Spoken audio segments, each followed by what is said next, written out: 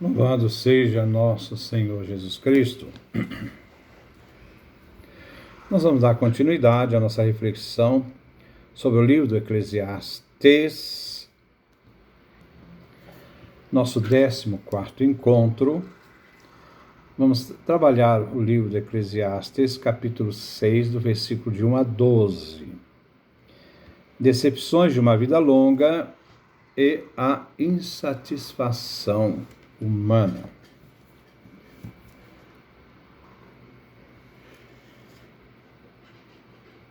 Vamos fazer a leitura. Capítulo 6, versículo de 1 a 12. É o capítulo 6 inteiro. Vi sobre o sol uma desgraça que pesa sobre os homens. Deus concedeu riquezas, bens e fortuna a um homem, sem que nada lhe falte de tudo o que pode desejar. Mas Deus não lhe concede desfrutá-las, porque um estranho as desfruta. Isto é vaidade e sofrimento grave. Suponhamos que um homem tenha 100 filhos e viva muitos anos. Se não pudesse saciar de seus bens, por mais numerosos que sejam seus dias, eu afirmo, um aborto é melhor, pois chega num sopro e parte às escuras, e a obscuridade encobre seu nome. Não viu o sol, não ficou a par de nada, nem recebe sepultura, mas descansa melhor que o outro. E se não desfruta a vida, ainda que viva 2 vezes 1000 anos, não vão todos para o mesmo lugar? Toda a fadiga do homem é para a boca, e o estômago não se enche. Que vantagem tem um sábio sobre o nécio, ou aquele que sabe virar-se na vida em relação ao pobre?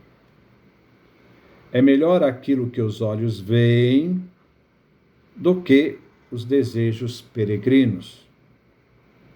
Também isso é vaidade e caça de vento. O que aconteceu estava determinado, e sabe-se que o homem não pode enfrentar alguém mais forte.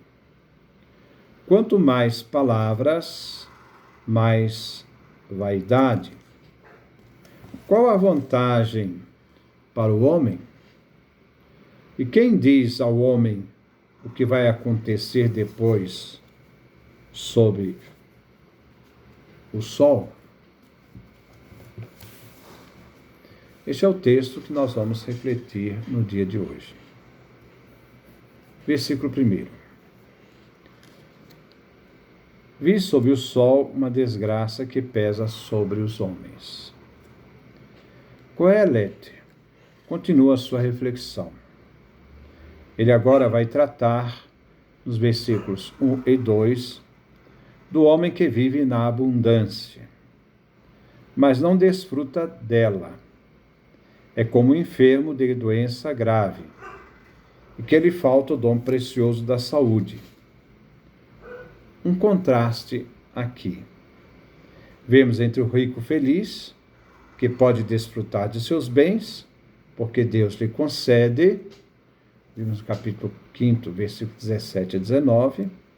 Agora outro oposto, o rico infeliz, que não pode desfrutar de suas riquezas. Versículo 2. Deus concedeu riquezas, bens e fortuna a um homem sem que nada lhe falte de tudo o que pode desejar. Mas Deus não lhe concede desfrutá-las, porque um estranho as desfruta. Isso é vaidade e sofrimento grave. Aqui quer tratar da pessoa rica, muito rica, que nada lhe falta, de tudo que ele possa um dia desejar.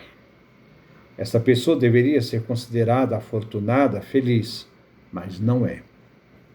Isso se deve a duas razões do porquê ela não é feliz. A primeira razão se refere a um estranho que desfruta da sua riqueza, que consome a riqueza desse rico. Alguém que não faz parte da família, ele é um estranho. A outra razão é de ordem teológica.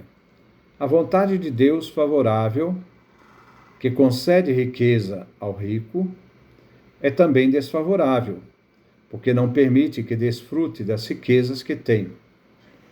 A noção que se tem aqui, na perspectiva teológica judaica, é de que de Deus provém os bens e os males, porque a vontade divina rege os acontecimentos. Aqui o fiel descobre a vontade de Deus. O fato de um estranho venha consumir os bens de um rico, proprietário, quer dizer que Deus não concede a esse rico comer dos seus próprios bens. Assim, se o homem não pode desfrutar de suas riquezas, não é bom tê-las. Assim, ter e não poder desfrutar do que tem é vaidade e sofrimento. Um sofrimento grave. Exemplo, um enfermo rico que tudo tem e que por doença grave nada pode comer. Significa tem e não pode usufruir do que tem. Versículo 3. Suponhamos que um homem tenha 100 filhos e viva muitos anos. Se não pudesse saciar de seus bens, por mais numerosos que sejam seus dias, eu afirmo, um aborto é melhor. Queret procura desenvolver mais o que encontramos no versículo 2. Agora ele diz, de um homem que tem 100 filhos. É uma realidade hipotética, né? E tenha uma longa vida, muitos anos, viva muitos anos. Se encontra na insatisfação de não poder satisfazer de seus bens. Isto é, não é feliz, nem com os filhos, nem com os méritos, né, conseguidos através dos seus muitos anos. Aqui se refere à insatisfação, não poder saciar de seus bens.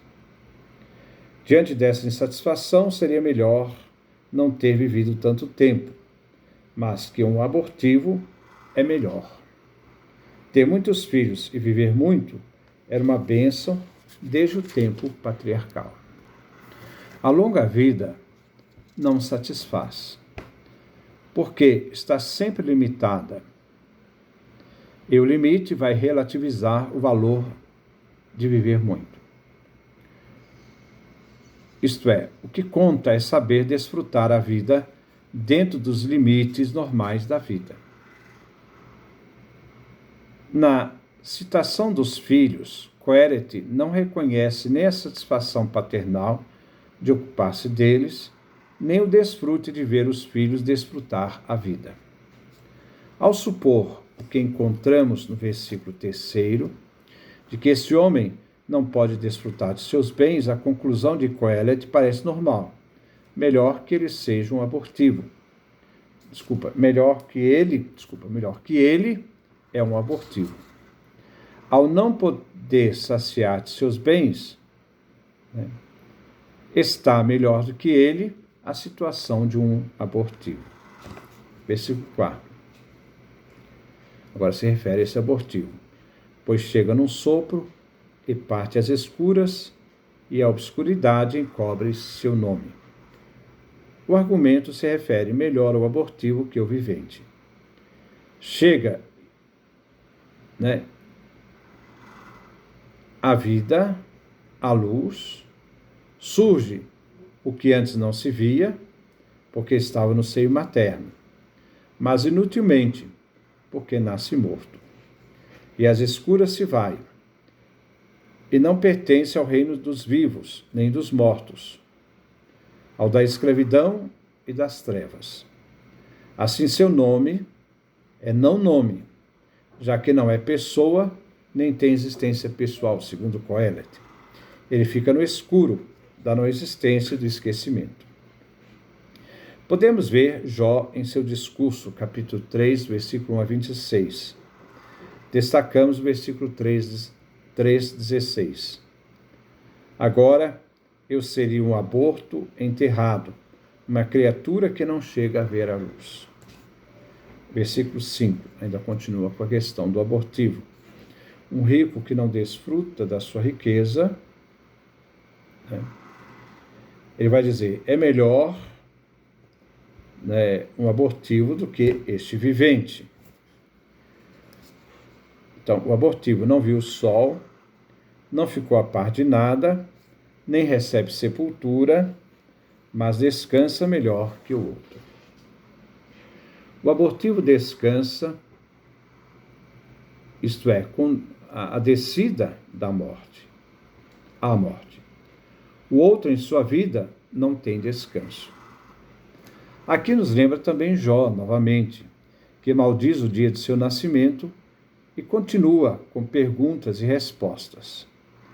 Se tivesse nascido morto, ele diz, agora dormiria tranquilo e descansaria em paz. Capítulo 3, versículo 13.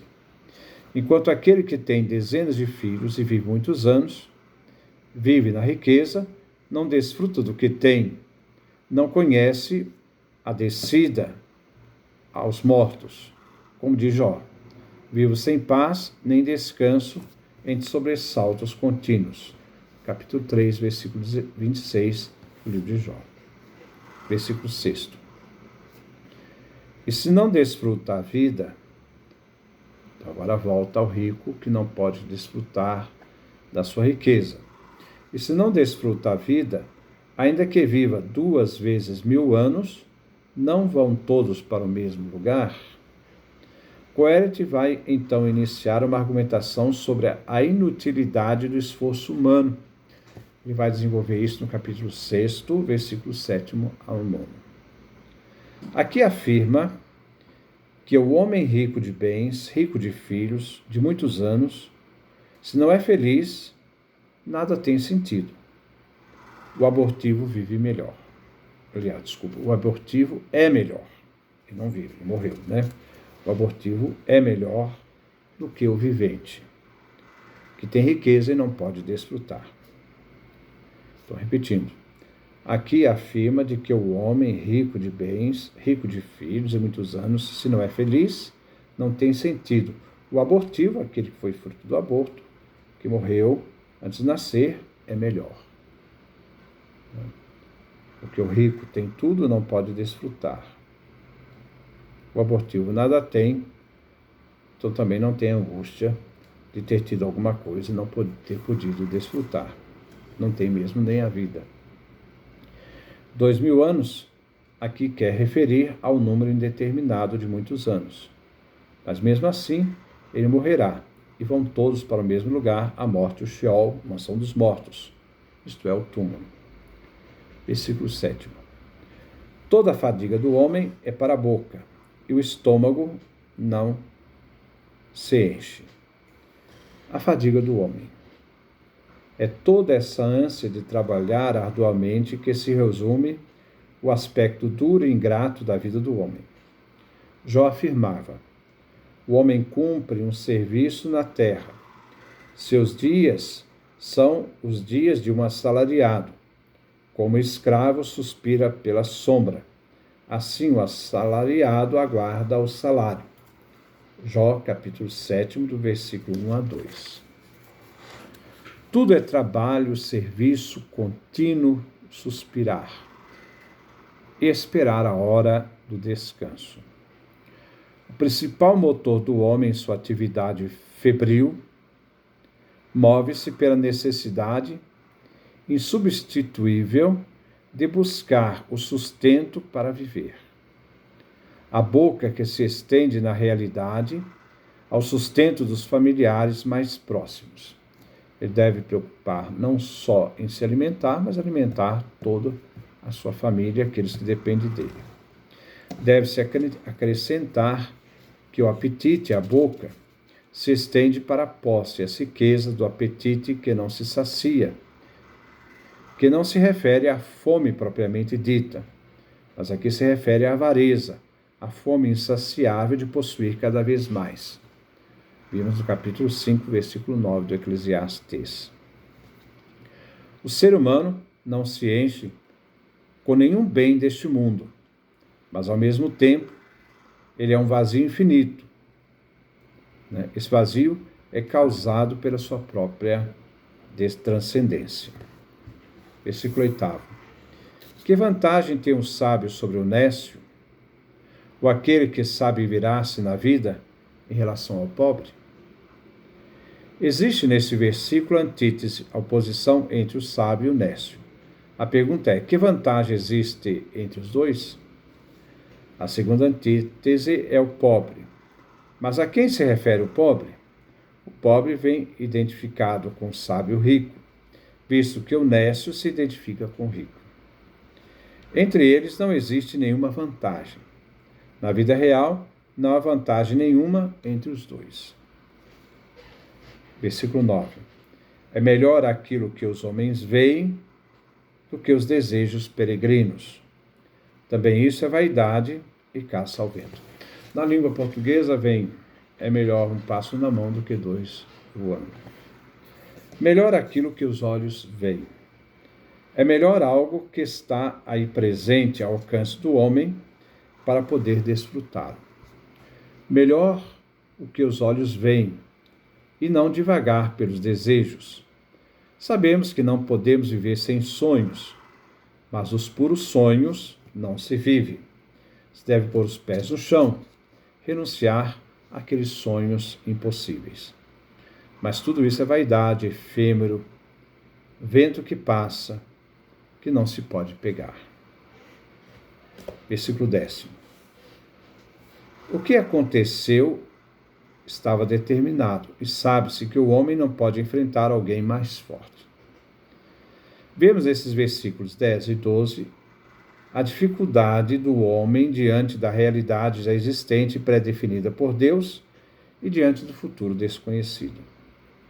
Podemos viver outra tradução mais completa, que diz: o nome do que existe faz tempo que foi chamado. E sabe-se que é homem, e não poderia enfrentar quem é mais forte do que ele. O nome que foi chamado e que veio à existência. O que é o homem? Ou o que é um homem? A expressão foi chamado se refere a foi criado. Foi chamado se refere então a foi criado. Sublinha a criação, a ação divina, que revela a vontade divina. E se sabe que o homem é que foi nomeado por Deus, foi determinado, criado, eleito entre todos os seres. Este homem, que deve conhecer seus limites, as fronteiras do seu conhecimento, diante daquele que não pode enfrentar, quem é? Deus, que é mais forte que o homem. Versículo 11. Quanto mais palavras, mais vaidade. Qual a vantagem para o homem? Podemos entender. Quem muito fala, muito erra. Quanto mais palavras, mais vaidade. A vaidade corresponde ao inútil e sem sentido. Para que discutir tanto e falar tanto? O ser humano, com suas palavras, multiplica a sua própria vaidade. É por isso que muitas vezes, até quando nós somos acusados de alguma coisa, é melhor a gente falar o que é verdade, a gente fala, é isso. Se as pessoas começarem a querer afrontar mais, não, você já falou o que é, agora se cale-se. Se elas querem especular pelas palavras, isso é problema delas, você já se expôs, já falou e basta. Você não deve render assunto. Jesus mesmo ensinava isso. Quando ele era provocado, ele ouvia Às vezes davam resposta, às vezes não davam resposta, virava as costas e ia embora. Às vezes tem certas atitudes que é melhor a gente agir assim. Né? Versículo 12. E quem diz ao homem o que vai acontecer depois sobre o sol, Coelet vai refletindo e expondo a brevidade da vida, sua fragilidade e futilidade. O ser humano depara-se sobre a sua incapacidade daquilo que poderá acontecer depois do que ele presencia sob o sol, isto é, enquanto vive. Para Coelet, o presente do ser humano é uma sombra que passa. Qual será o futuro temporal do homem que ainda vive e o futuro temporal que não participará, quem já morreu? Refere aqui somente ao intra-histórico, que está na realidade vivida naquele momento, sob o sol. Não ao futuro absoluto depois da morte, que Coelet aqui não reflete. Então essa é a nossa reflexão. Que Deus nos dê a sua graça, a sua bênção, sua face resplandeça sobre nós.